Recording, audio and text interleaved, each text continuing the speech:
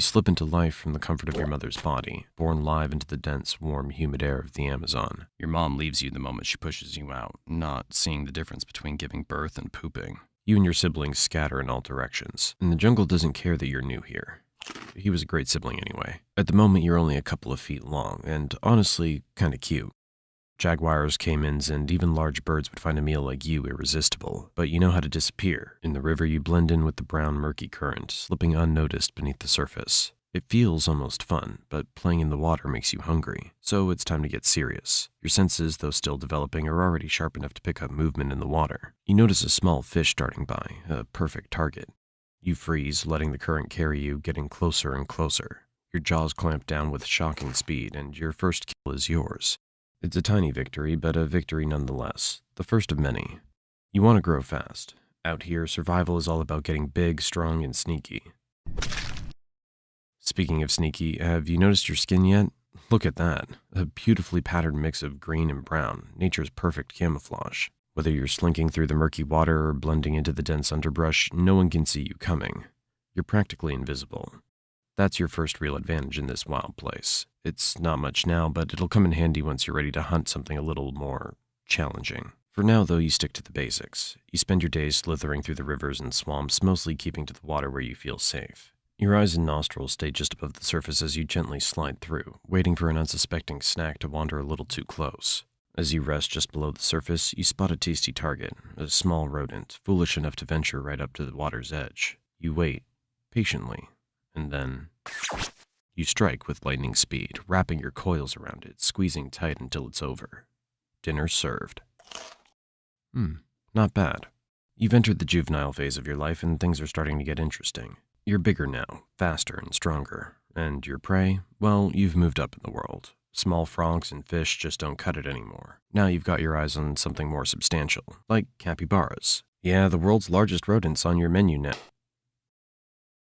Whew, that was close.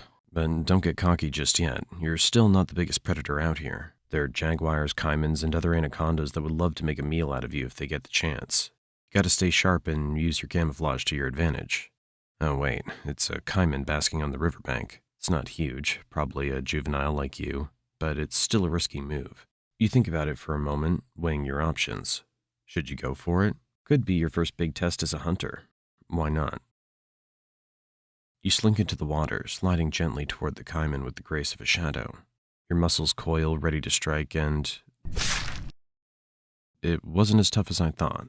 That's your first taste of success as a true predator, but let's not get ahead of ourselves.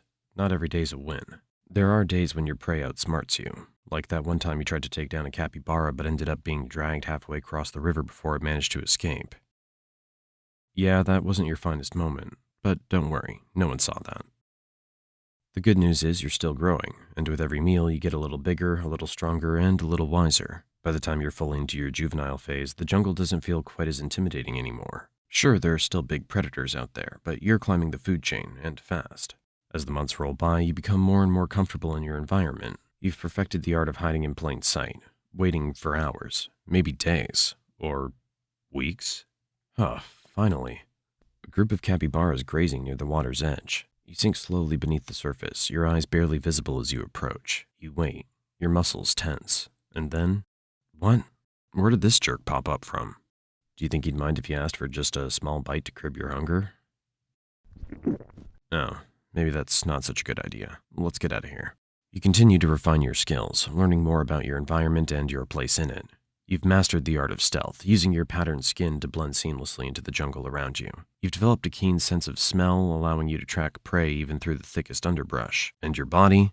Pure muscle.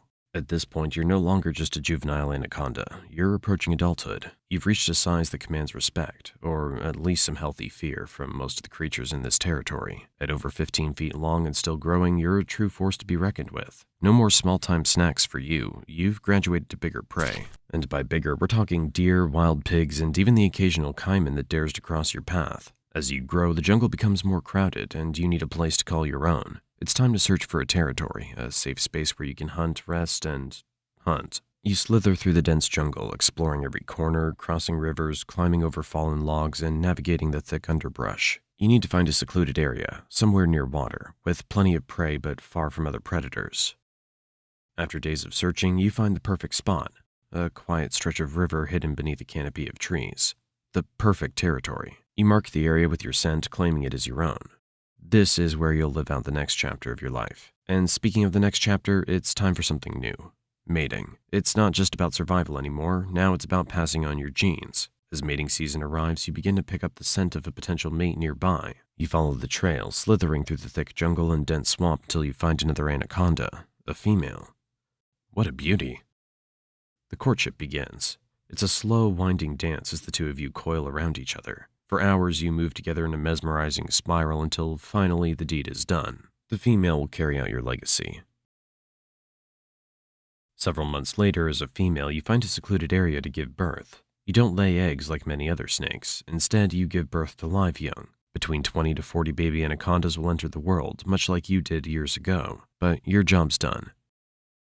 You leave, never to see the offspring, knowing that most of them won't survive their first year. Honestly, there's no real difference between giving birth and pooping for an anaconda. In both cases, you're just pushing something out and leaving it behind. Anyway, let's get back to some fun now. As you grow older and bigger, your body starts to feel the wear and tear of years spent hunting and surviving. You're still strong, there's no doubt about that, but you're not as fast as you once were. The youthful energy that once fueled your every hunt is starting to fade, and you find yourself needing to be a little more strategic with your moves. As you lie submerged in the cool waters of a river, you sense something moving nearby. It's a capybara, casually grazing at the water's edge. Normally, you wouldn't bother with something as small as a capybara anymore, but today you're feeling a little nostalgic. After all, it's been a while since you last took one down, and there's something satisfying about going back to where it all started. You wait, watching, your body completely still beneath the water's surface. The capybara inches closer, oblivious to the danger lurking just beneath its feet. And then, in a flash, you strike. Your coils wrap around the capybara in an instant, and within moments, it's over. You've still got it. But as you swallow your meal, you can't help but notice that it's not quite as satisfying as it used to be. Sure, the thrill of the hunt is still there, but something's changed. You've grown, not just physically, but mentally. One day, as you stalk a young deer near the water's edge, you sense that something's different. Your muscles coil, ready to strike, but just as you lunge, something goes wrong. The deer senses you at the last second and bolts. You try to chase, but your body doesn't move as quickly as it used to. You miss. The deer escapes. It's the first failed hunt in a long time, but something feels different this time. You feel the exhaustion deep in your muscles, the weight of the years finally catching up with you. You slither back to the water, but you know that it won't get easier from here. In reality, most anacondas don't die in battle. They simply grow too slow and too tired. Eventually, the jungle takes them back.